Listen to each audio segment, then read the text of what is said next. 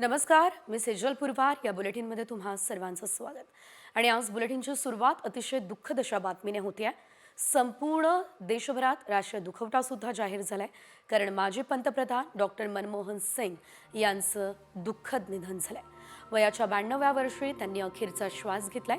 प्रकृती अस्वस्थ असल्यानं त्यांना दिल्लीमधल्या एम्स या रुग्णालयामध्ये दाखल करण्यात आलं होतं. मात्र उपचारादरम्यानच त्यांची प्राणज्योत मालवली आहे. त्यांच्या निधनामुळे अवघ्या देशावरती शोककळा पसरली आहे. डॉक्टर मनमोहन सिंग यांच्या निधनानंतर 7 दिवसांचा राष्ट्रीय दुखवटा सुद्धा जाहीर झालेला आहे. आजचे सर्व सरकारी कार्यक्रम हे रद्द झालेले आहेत. त्यांच्या पार्थिवावर उद्या शासकीय इतमामात अंत्यसंस्कार केले जाणार आहे.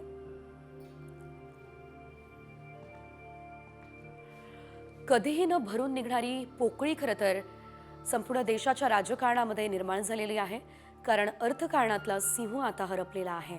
मोठं नुकसान काँग्रेसचं तर मनमोहन सिंग यांच्या जाण्यानं झालंच, मात्र देशाच्या राजकारणामध्ये सुद्धा मनमोहन सिंग यांचा अतिशय मोठा खारीचा वाटा होता. आणि आज त्यांच्या जाण्यानं खरं तर संपूर्ण देशाच्या राजकारणामध्ये एक मोठी अशी पोकळी निर्माण झालेली आहे. 7 दिवसांचा राष्ट्रीय दुखवटा जाहीर करण्यात आलेला आहे. विविध स्तरातून मनमोहन सिंग यांना आदरांजली, श्रद्धांजली वाहिली जाते. वयाच्या 92व्या वर्षी मनमोहन सिंग यांनी अखेरचा श्वास घेतलाय. माजी पंतप्रधान डॉक्टर मनमोहन सिंग यांच्या कारकिर्दीवर आपण एक नजर टाकूयात. 1971 वाणिज्य मंत्रालयात आर्थिक सल्लागार म्हणून काम त्यांनी पाहिलं. 1982 मध्ये रिझर्व्ह बँकेचे गव्हर्नर ते राहिले. 1990 मध्ये पंतप्रधानांचे आर्थिक सल्लागार ते होते.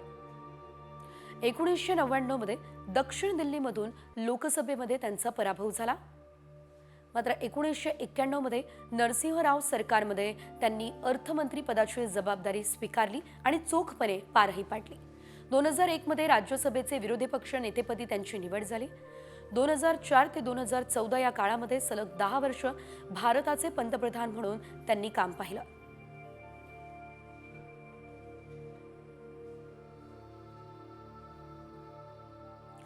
तर आपण बघितलं 2004 ते 2014 हा अतिशय मोठा 10 वर्षांचा काळ होता, ज्यावेळेस मनमोहन सिंग, डॉक्टर मनमोहन सिंग हे भारताचे पंतप्रधान राहिलेले आहेत.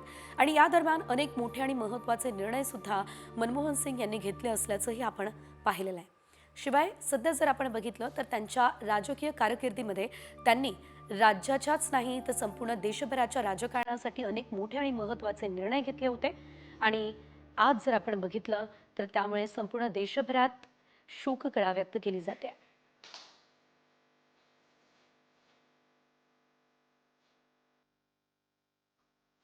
भारताचे माजी पंतप्रधान मनमोहन सिंग यांचं निधन झालं. वयाच्या 92व्या वर्षी त्यांनी अखेरचा श्वास घेतला.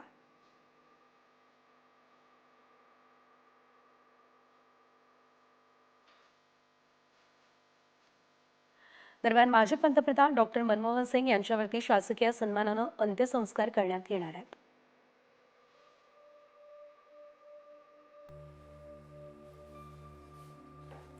माजी पंतप्रधान डॉक्टर मनमोहन सिंग यांच्या निधनामुळे अवघ्या देशावर शोककळा पसरली. त्यांच्या निधनानंतर 7 दिवसांचा राष्ट्रीय दुखवटा जाहीर करण्यात आला. आजचे सर्व सरकारी कार्यक्रम रद्द करण्यात आले.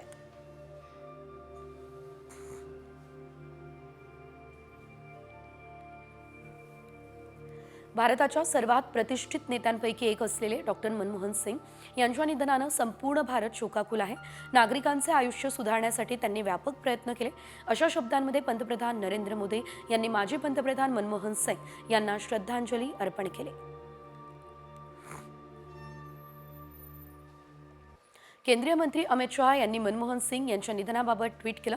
माजी पंतप्रधान डॉक्टर मनमोहन सिंग यांच्या निधनाची बातमी अत्यंत दुःखद आहे. डॉक्टर मनमोहन सिंग यांनी देशाच्या कारभारात महत्त्वाची भूमिका बजावली, या शब्दात अमित शहा यांनी दुःख व्यक्त केलं.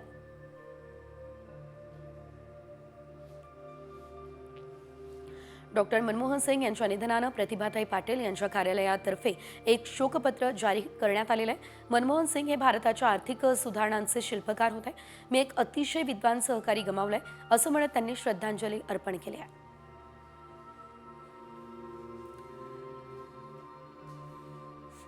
मनमोहन सिंग यांच्या निधनाबाबत नितीन गडकरी यांनी देखील दुःख व्यक्त केलंय.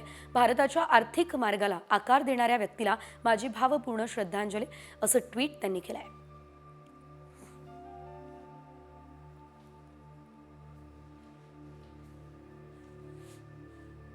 मनमोहन सिंग यांच्या निधनाचं राहुल गांधी यांनी दुःख व्यक्त केलं. माझे आदर्श आणि मार्गदर्शक मी गमावले असं म्हणत त्यांनी एक भावुक पोस्ट केली.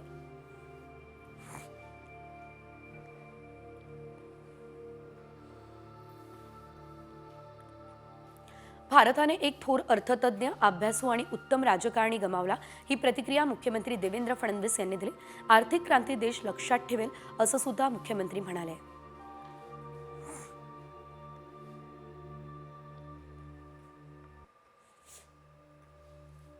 शरद पवार यांनी मनमोहन सिंग यांना श्रद्धांजली अर्पण केली. जागतिक धुरंधर नेता गमावला असं म्हणत त्यांनी दुःख व्यक्त केलं.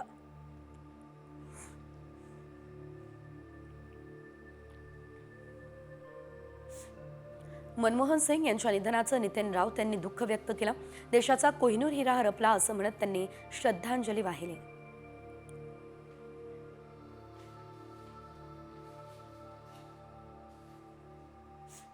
माजी पंतप्रधान मनमोहन सिंग यांच्या हस्ते नंदुरबार जिल्ह्यातील टेंभली गावामध्ये पहिला आधार कार्ड देण्यात आलेलं होतं. मनमोहन सिंग यांच्या हस्ते एका महिलेला पहिलं आधार कार्ड दिलं गेलं होतं. टेंभली गावात आदिवासी बांधवांनी त्यांचं स्वागत करत त्यांना आदिवासी बांधवांचे पारंपरिक चांदीचे दागिने सुद्धा भेट दिले होते.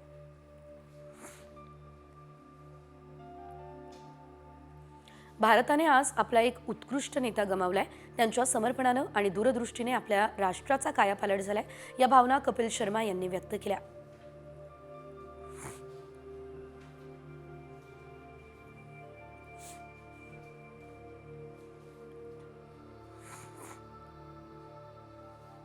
अभिनेता रितेश देशमुख यांनी विलासराव देशमुख यांच्यासोबतचा एक मनमोहन सिंग यांचा फोटो ट्विट केलेला आहे आणि त्यांना श्रद्धांजली अर्पण केली आहे. भारतातील एक उत्कृष्ट पंतप्रधान आपण गमावलाय आणि त्यांचे आम्ही नेहमी ऋणी राहू असं ट्विट रितेशनं केलं आहे.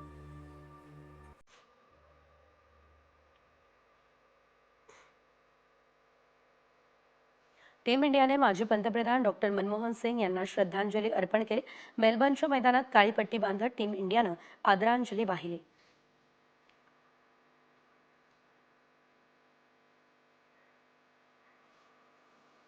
माजी पंतप्रधान मनमोहन सिंग यांच्या निधनानंतर राष्ट्रपती भवनात राष्ट्रध्वज अर्ध्यावर फडकवण्यात आलाय.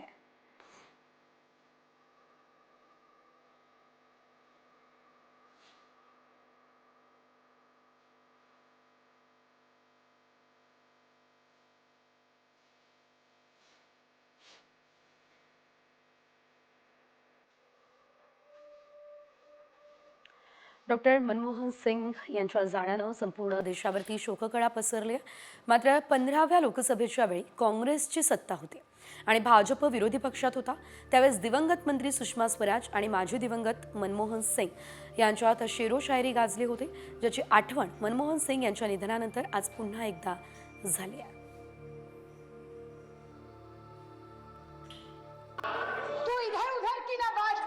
ये बता कि काफिला क्यों लूटा, तू इधर उधर की ना बात कर, ये बता कि काफिला क्यों लूटा.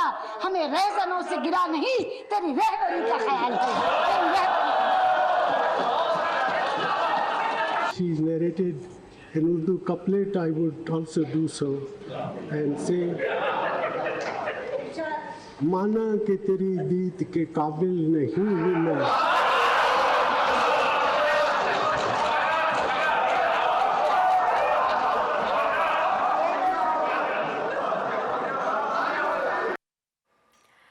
तर डॉक्टर मनमोहन सिंग आणि सुषमा स्वराज यांच्यातली ही जुगलबंदी आपण बघितली. या संदर्भातल्या बातम्या घेणार आहोत.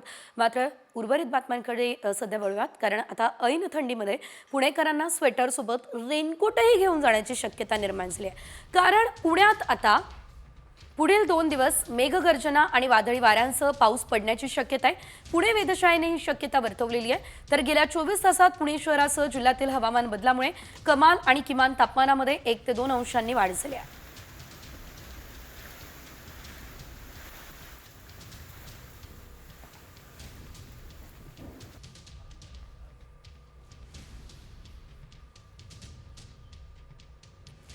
यानंतर राज्यभरातल्या इतरही काही महत्त्वाच्या बातम्यांचा आढावा 36 जिल्हे 36 रिपोर्टर्समध्ये.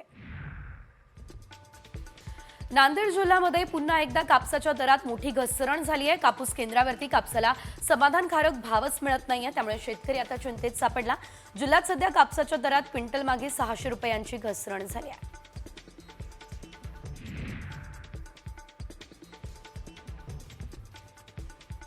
पपईच्या दरात मोठी घसरण दिसते. पपई उत्पादक शेतकरी आर्थिक संकटात सापडलाय. वातावरणातील बदलाचा फटका पपईला बसतोय. बाजारात कवडी मोल भाव मिळतोय. बाजारात 8 ते 10 रुपये प्रति किलो दर पपईला मिळतोय.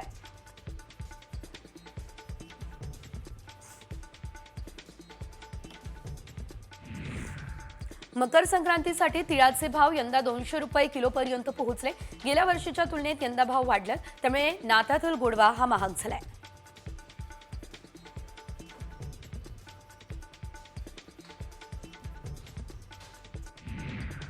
गेल्या 15 दिवसात थंडीचं प्रमाण वाढलंय, त्यामुळे गुजरातमधून गुळाच्या मागणीमध्ये वाढ झाली. याचा अनुकूल परिणाम गुळाच्या दरवाढीवर झालाय. 300 ते 400 रुपयांनी गुळाच्या दरात वाढ झाल्याचं व्यापारी सूत्रांनी सांगितलंय.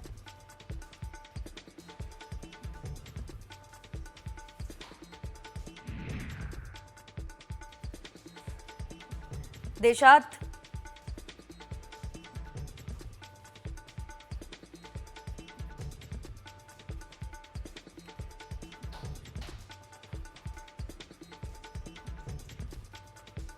गेल्या 15 दिवसात थंडीचं प्रमाण वाढलंय. गुजरातमधून गुळाच्या मागणीत वाढ झाली आहे. याचा अनुकूल परिणाम गुळाच्या दरवाढीवर झाला. 300 ते 400 रुपयांनी गुळाच्या दरात वाढ झाल्याचं व्यापारी सूत्रांनी सांगितलं. देशात डाळींचे भाव कमी करण्यासाठी सरकारने 31 डिसेंबरपर्यंत पिवळ्या वाटाण्याची आयात खुली केली आहे. आता वाटाण्याच्या खुल्या आयातीला 28 फेब्रुवारी 2025 पर्यंत मुदतवाढ देण्यात आली. वाटाणा आयातीवर शुल्कासह कोणतेही बंधन नाही, त्यामुळे 24 लाख टनांची आयात झाली आहे.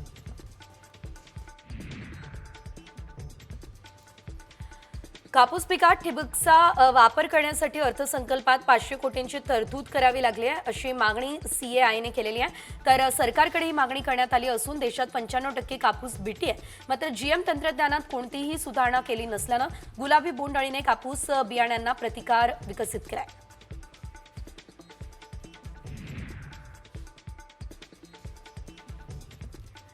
ढगाळ वातावरणामुळे शेवगा पिकावरही परिणाम झाला असल्यानं फुले गळू लागले, त्यामुळे शेवग्याला किलोला 100 रुपयांचा भाव मिळतोय.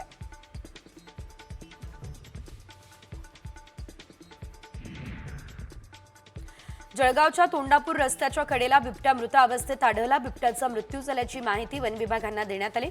पाहणी करताना बिबट्याचा मृत्यू विजेच्या झटक्याने झाल्याचा अंदाज सध्या व्यक्त केला जातोय.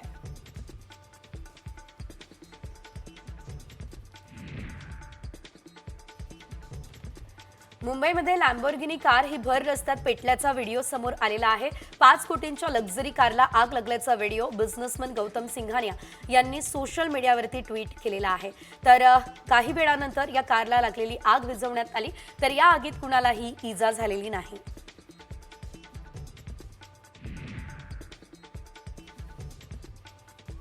पुण्याच्या चांदणी चौक परिसरात इनोव्हा गाडीला आग लागलेली आहे. तर आगीमध्ये गाडी पूर्णतः जळून खाक झाली आहे. कोणतीही जीवितहानी या घटनेमध्ये झालेली नाही.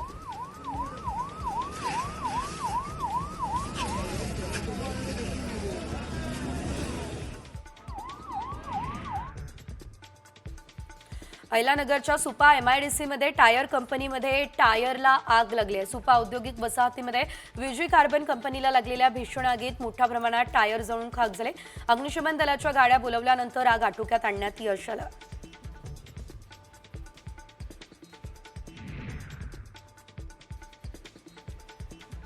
शेतजमिनीबाबत न्यायालयामध्ये त्रास होऊ नये यासाठी चाळीसगावमधल्या बहाळ या ठिकाणी सरपंचाने 70 वर्षीय तक्रारदाराकडे 10 लाखांची मागणी केल्याचा धक्कादायक प्रकार समोर आलेला आहे.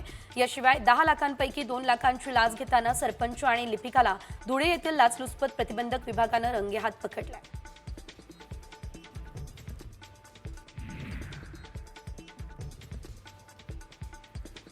पुण्याच्या थेऊर फाट्यावरील काकडे मळ्यात संशयित बांगलादेशी नागरिकाला पकडण्यात आलं. दहशतवाद विरोधी पथकानं ही छापेमारी केली. आरोपीने बेकायदेशीररित्या भारतामध्ये प्रवेश करत बनावट कागदपत्र बनवल्याचं उघडकीस आलंय. या प्रकरणी आरोपी विरोधात लोणी काळभोर पोलिसात गुन्हा दाखल झालाय.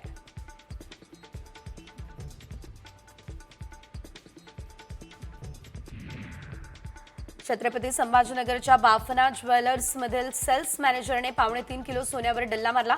ऑनलाईन जुगारासाठी आरोपीने चक्क 1,92,00,000चा अपहार केला.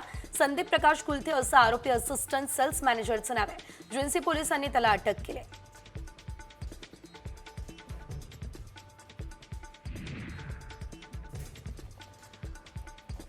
जेजुरीमध्ये रवींद्र पारखे यांनी आता खासगी सावकारांच्या जाचाला कंटाळून विष पिऊन आत्महत्येचा प्रयत्न केला असल्याचं कळत आहे. त्यांची प्रकृती सध्या गंभीर आहे. त्यांच्यावर रुग्णालयात उपचार सुरू आहेत.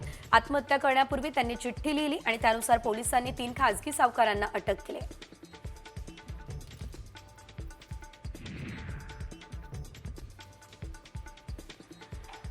बीडच्या अंबाजोगाई पोलीस चौकीसमोरच एका तरुणावर चौघांनी चाकू आणि कोयत्यानं हल्ला केलाय. दारू पिण्यासाठी आता नकार देऊन शिवीगाळ केल्यानं हा हल्ला करण्यात आल्याची माहिती आहे. पोलीस चौकीसमोरच ही घटना घडली, त्यामुळे परिसरात एकच खळबळ उडालेली आहे.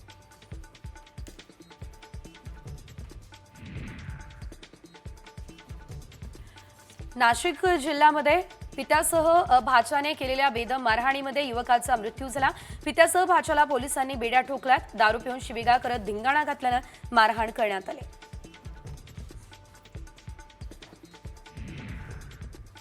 सिंधुदुर्ग जिल्ह्यातील अट्टल गुन्हेगाराला पोलिसांनी अहिल्यानगरमधून शिताफीनं अटक केली. तर आटल्या उर्फ अतुल ईश्वर भोसले असं त्याचं नाव आहे. या कुख्यात गुन्हेगारावरती आता विविध पोलीस ठाण्यांमध्ये खून, बलात्कार, दरोडा, खुनी हल्ले, घरफोडी, जबरी चोरी यासारखे तब्बल 47 गुन्हे दाखल आहेत.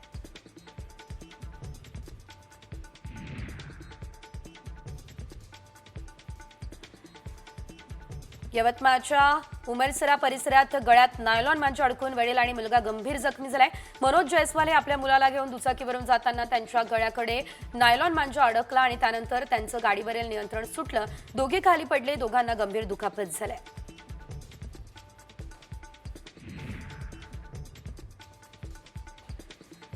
रत्नागिरी मुंबई गोवा महामार्गावरती कार, टेम्पो आणि कंटेनरचा तिहेरी अपघात झाला. अंजनारी घाटामध्ये अपघात झालाय. अपघातात 6 जण गंभीररित्या जखमी झाले असल्याचं कळत आहे.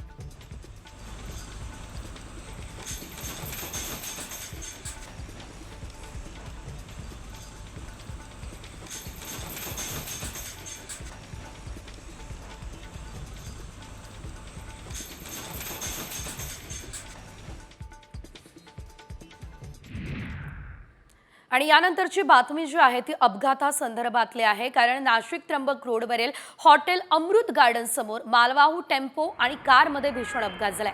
मालवाहू टेम्पो आणि 4 चाकी वाहन यांची जोरदार टक्कर यावेळेस झाली आहे. अपघाताचे सीसीटीव्ही फुटेज आता समोर आले आहेत. एअरबॅगमुळे कार चालक मात्र वाचलेला आहे. अपघात मात्र अतिशय भीषण असल्याचं आपण या दृश्यांमध्ये सुद्धा बघू शकतोय. नाशिकमध्ये टेम्पो आणि कारमध्ये झालेला हा भीषण अपघात आणि त्याची ही दृश्य.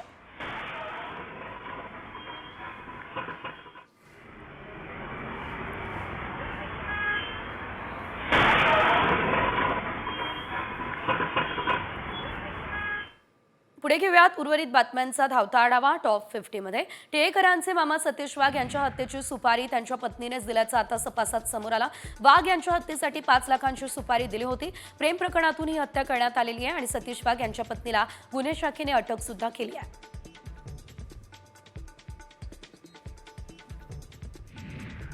पुण्यात राजगुरुनगरमध्ये 2 चिमुकल्या बहिणींच्या खुनानं राजगुरुनगर संपूर्ण हादरलाय. हत्येप्रकरणी पोलिसांनी एका परप्रांतीय आरोपीला अटक केली आहे. नराधमाला कडक शिक्षा देण्याची मागणी स्थानिकांनी केली आहे. घराबाहेर खेळताना 2 बहिणी बेपत्ता झाल्या. शहराच्या बाहेर एका इमारतीच्या शेजारी ड्रममध्ये त्यांचे मृतदेह आढळले. दरम्यान राजगुरुनगरमध्ये अल्पवयीन मुलीच्या हत्याप्रकरणी सुरू असलेलं आंदोलन 9 तासांनंतर मागे घेण्यात आलं. पोलीस स्टेशन बाहेर पीडित मुलीच्या फोटोला हार घालून आंदोलन करण्यात आलेलं आहे. तर आरोपींना फाशी द्या अशी आंदोलकांची मागणी आहे. आरोपींना फाशी द्या ही मागणी आंदोलकांनी केली होती.